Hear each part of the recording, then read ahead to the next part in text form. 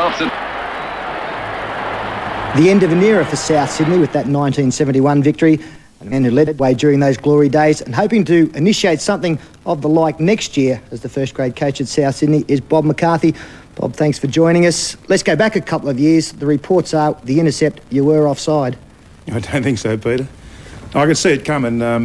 Canterbury sort of had the ball for a while, and they're working it in to come back the blind side, and I was there stuck on my own, and I seen Les Johns come up into the back line, and when he come up, he called the ball, and Cole Brown was a hooker in those days, and when he heard Les Johns call the ball, he just looked for his voice and just threw it to his voice, and just sensed that there was something on here, and I sort of took off and caught it, and away I went, and I went about 30 or 40 yards, and I was looking for my wingers, and I couldn't find Cleary, and Michael was back there in the corner playing ring around the rosy. He didn't put some makeup on or something. Something like that, and I don't know where Brian James was, but getting over the 22-metre line, I thought, bugger this, I might as well just put my head back and go for it. So I finished up in there, and it was good. It sort of put us back in the game again because we were getting beat at that stage. And, they played that many times, the colour starting around of it, so I just hoped we got something different here today. Now, after 71, this is the virtual disintegration of this great South Sydney side through the late 60s and early 70s. I mean, all the players sort of went their own way, didn't they? Yeah, we had a good run, Paddy. We played in 6 grand finals together, basically, and after 71, Ben Arthurson come across, and he took out O'Neill, Bobby Moses and Ray Brannigan, and Ronnie Coote went to Eastern Suburbs. Sattler got an approach to go to Queensland. He signed a 5-year contract up there with Ron McAuliffe. He was one of the first major buyers to go up there, and then gradually we all sort of went our own way, like South more or less just lost interest in the players, and I went to Canterbury, and Gary Stevens went to Canterbury, Dennis Pittard went to Parramatta, Michael Cleary went to Eastern Suburbs, so it was a general disintegration after that 71 side. Why was that the case, Bob? I remember during the years at Parramatta when we won a couple of premierships, Ray Price especially got on the phone when there were offers coming from other clubs to keep players there. Why would so many great players be allowed to go, and I suppose after being so successful, want to go? Well, the club was going pretty good at this up until that era, and I think it just started to deteriorate a little bit, Pete, the Leafs club I'm talking about, and we had 12 or 13 internationals in the side, and it was common knowledge that everyone at South in those days was getting $4 grand if you're international in those days.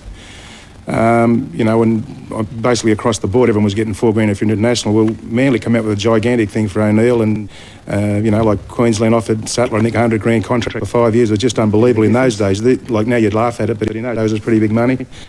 Coote a gigantic offer to go to East in those days. I think it was about 11,000. Used to get 11,000 a game. In fact, you get 11,500 when he played with us. You know what I mean? But in those days it was pretty big money, and South just couldn't afford to keep the whole lot, and they just more or less said, "Well, years go. There's always a crop come through," and they were hoping that would have come through, but the crop that sort of came through in the 60s just didn't come through again. Okay, let's come up to modern days. You're taking over a very tough job at South Sydney next year. A lot of players have gone again. What are you going to do to turn that around? Well, Alan Jones has bought a lot of young players. I mean, he's let a few go that don't know well. No good last year in the 3 grades. They finished second last in each first grade, second President's Cup, and he's more or less put the broom through it. I mean, Alan now in his job as manager is also the retention committee. He's put the broom through the majority of those guys, and he's gone out and he's bought a lot of promising young kids. Now what we've got to do is just try and instill a bit of spirit in them first. We start training. I think we'll be the first club that starts training. We start in a couple of weeks' time, mainly because of the influx of new blood. We just need to give them there a bit longer to sort of get plumb out of their mouths and get them to talk and get them into a sort of harmonious sort of situation, because yourself, if you've got no harmony, you can't play football, and we're going to try and instill that into them first, get a bit of spirit into them, and hopefully get some drills going, and hope we can turn it around next year. It's got to be hard. Have you had any input into the players you've bought? Because you've bought very well. Yeah, well, Alan's more or less done a lot on his own. He's some players there. He's winning for him and all this type of stuff, and you have some sort of input, mate. But he's got all the money. I don't want to know anything about what they're getting. I mean, you play 5 games and you get an extra 30,000. Well, you feel sorry for kids. If you know what they're getting, you'll give him that extra game, you know what I mean?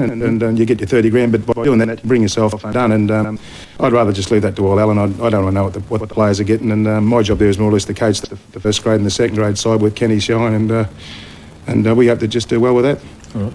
We wish you all the best. As you say, it is a tough job, but it has been said that if you've got a winning South Sydney side, then you've got a healthy competition. I think that's the way everybody thinks. So we thank you for coming in, and good luck next season. Thanks very much, Peter. Fatty. And we'll be back with more after the break.